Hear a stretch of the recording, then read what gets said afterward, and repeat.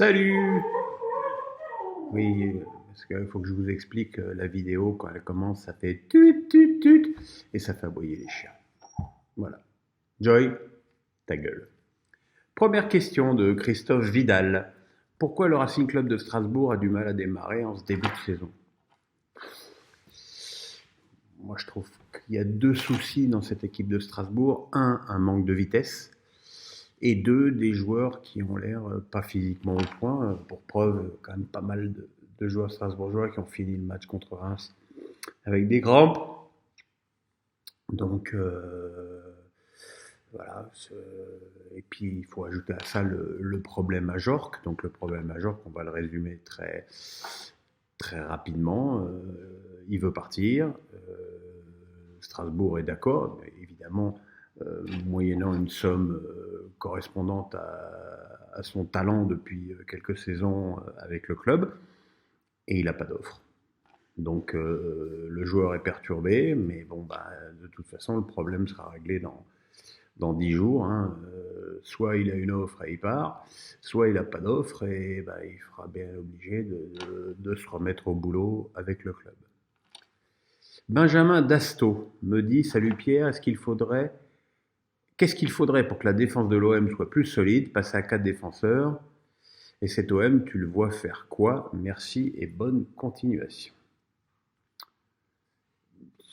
C'est-à-dire qu'il y a quand même je pense qu'il y a un problème individuel dans cette défense de l'OM. Je pense que Gigot et Balerdi ne sont pas au niveau.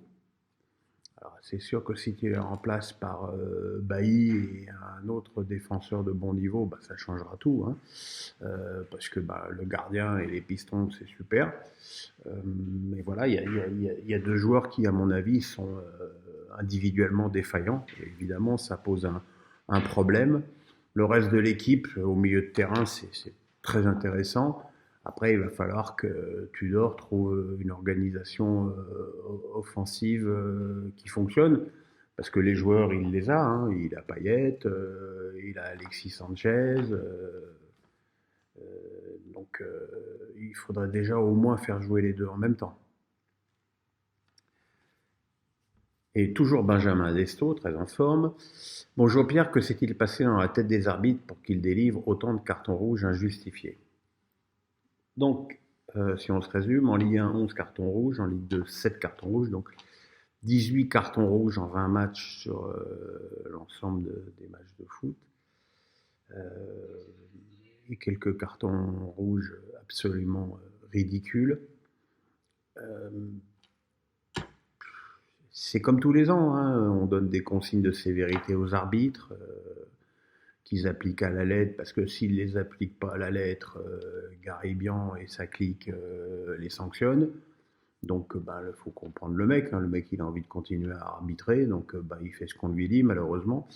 Et on en arrive à des situations absolument terribles, comme de Montpellier au Auxerre. C'était son premier match en Ligue 1, il met 4 cartons rouges, dont 2 pour moi sont très sévères. Alors d'un côté, tu vois Newcastle, Manchester City avec l'attentat de Trippier sur De Bruyne, où l'arbitre met rouge et est déjugé par la VAR et lui met jaune. Et en France, Todibo, il prend un rouge parce qu'il met un coup de poing dans le ballon, parce qu'il a les boules de perdre. Donc il y a un manque de psychologie, il y a des ordres beaucoup trop rigides. Enfin, rigide et Garibian, c'est un pléonasme. Donc voilà. Mais bon, vous savez, ça va rentrer dans l'ordre. Là, tout le monde va gueuler, donc ça va se calmer. Mais bon, c'est dommage. Il y avait quelques années, c'était les tirages de maillots. Donc dès qu'il y avait un tirage de maillot, il y avait pénalty. Donc ça a duré 2 semaines. Alexandre Nadalojo me dit: on est dans une saison à 4 descentes en Ligue 2. Vu les premiers matchs, est-ce qu'Ajaccio et 3 te semblent déjà promis à la Ligue 2? Alors je dirais oui pour 3, non pour Ajaccio, parce que Ajaccio, ils ont quand même fait 3 matchs très difficiles pour un promu. Lyon, Lens et Rennes, c'est quand même du costaud. Ok, ils n'ont qu'un point. Mais moi, j'ai trouvé que sur le plan athlétique, c'est une équipe qui avait des choses à dire et une vraie consistance. 3, en revanche, c'est très, très, très faible. Très, très faible. Et puis en plus, ça se passe pas bien entre Irles et les supporters. Donc, moi, je suis assez inquiet pour Troyes, effectivement. Charlie Gourdin, chouette nom, me demande: Salut Pierrot, que penses-tu du début de saison des Lyonnais? J'ai l'impression qu'on est reparti pour une saison ressemblante à celle de la saison dernière, malgré les 2 victoires. Défensivement, ils ont l'air tellement à la ramasse. Alors, je ne les ai pas trouvés spécialement à la ramasse défensivement contre 3. Bon, on aurait pu manquer que ça d'ailleurs. Mais c'est vrai que sur ces 2 matchs, l'impression laissée malgré les 2 victoires n'est pas exceptionnelle. Voilà, la première mi-temps contre 3 était extrêmement faible. Le petit coup d'accélérateur du début de deuxième période a permis de donner au score d'autres proportions, mais c'est sûr que c'est pas, il n'y a pas une maîtrise folle et on voudrait voir un petit peu ce que ça va donner face à des oppositions plus fortes. Donc patience. Alors, je sais que la patience, c'est pas le point fort des supporters, surtout ceux de Lyon, mais peut-être un peu de patience pour cette équipe. Salut Pierrot, qu'as-tu pensé de la première titularisation de Sanchez? Dans la foulée, que penses-tu de Luis Suarez, attaquant de l'OM? Alors la première titularisation de Sanchez, on voit que c'est un super joueur. On le voit dans ses prises de balles, dans ses petites passes, dans sa manière de lire le jeu. C'est vrai que sur ce match contre Nantes, on ne peut pas tellement le jauger d'un point de vue physique. On sait qu'il aurait dû avoir un penalty pour le tacle un peu insensé de Giroto, ça aussi. Donc, on a mis 9 rouges, mais on n'a rien mis sur Giroto. Même pas faute. En plus, mais Alexis Sanchez, ça n'a jamais été un joueur que tu n'alignais seul en pointe, ni au Barça, ni à Arsenal, ni à l'Inter. Et le mettre seul en pointe, en plus avec 2 joueurs derrière lui qui ne sont pas des attaquants, Gerson et Guendouzi, c'est pas bien parce que ça le met pas dans des bonnes conditions. Un attaquant, il faut qu'il soit dans des bonnes conditions pour briller. Donc, mais je pense que si physiquement il est dans le coup, ce sera un bon apport pour l'OM. Luis Suarez, il est rentré 2 fois, il a mis 2 buts contre Reims, il a poussé Palois à la faute contre Nantes. Il a l'air en tout cas d'être dans l'esprit OM, il a de la détermination, de la fougue. Après, son niveau de joueur, il faut attendre un petit peu avant de savoir. Vince me dit Nice, c'est quand même décevant depuis le début de la saison. Bon, il rajoute un point d'interrogation à ce qui est une affirmation, mais oui, c'est très décevant. Mais en même temps, l'équipe, elle est comme l'année dernière. Hein, c'est la même équipe que l'année dernière, donc elle a les mêmes lacunes, pas de rythme, pas de créativité.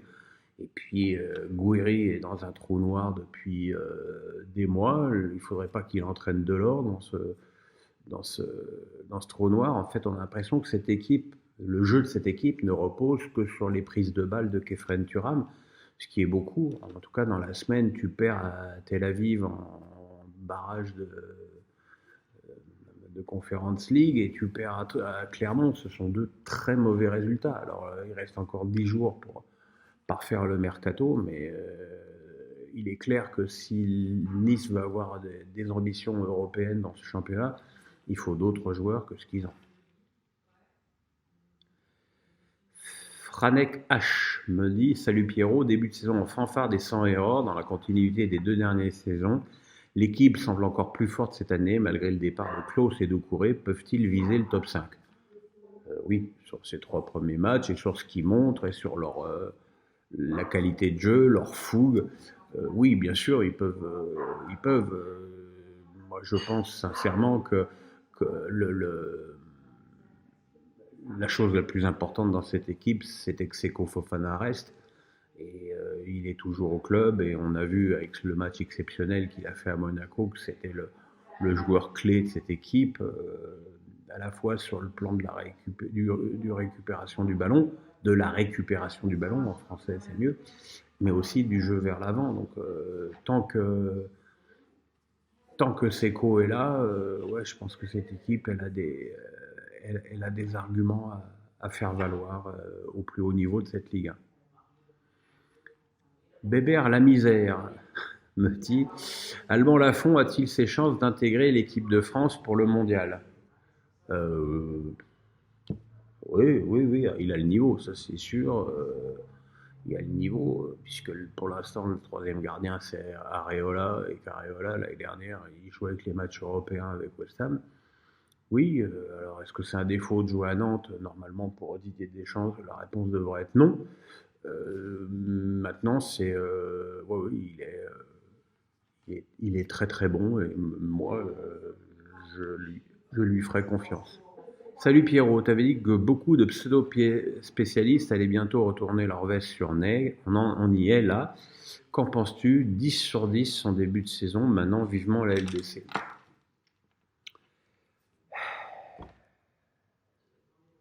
Moi je suis pas objectif, je suis fan de Neymar. C'est un joueur c'est un des rares joueurs pour lequel je paierais ma place pour aller au stade.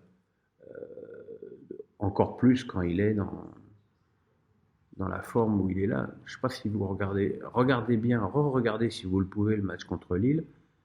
Neymar n'a quasiment pas dribblé une seule fois. Il n'a fait que des passes décisives ou marqué des buts. Il a été, euh, il a été décisif dans un style totalement épuré et avec un repli défensif très très intéressant. Ce qui démontre que tous ceux qui ont dit qu'il était cuit physiquement à tout jamais l'année dernière se sont lourdement plantés. J'aimerais bien qu'ils le disent. Hein. Ce serait honnête de leur part. Après, c'est vrai que c'est que 4 matchs, si on compte le trophée des champions, que c'est pas avec 4 matchs que on va juger le rendement d'un joueur qui est là depuis, qui entame sa énième année au PSG. Mais on a été très sévère sur le rendement de Neymar. On oublie qu'il a eu 3 graves blessures. Il a eu des petits pépins musculaires, peut-être dus à son manque d'hygiène de vie, c'est vrai. Mais les 2 fractures du métatarse, plus la grave entorse à Saint-Etienne, l'hygiène de vie n'y est pour rien. Et que l'année dernière, on a aussi oublié que malgré 3 mois d'absence, il finit la saison à 13 buts et 6 passes décisives. On a oublié que le club avait fait son meilleur résultat européen de son histoire en étant allé en finale. Et Dieu sait que pour aller en quart et en demi-finale, il a rayonné sur l'équipe. On oublie les matchs à Belgrade, à Liverpool, à Naples. Je trouve qu'on a beaucoup instruit à charge sur Neymar ces dernières saisons et qu'effectivement là, comme tout se retourne, on va aller peut-être trop loin dans le superlatif et l'excessif. C'est sûr que lorsqu'il est à ce niveau-là, il est parmi les meilleurs du monde.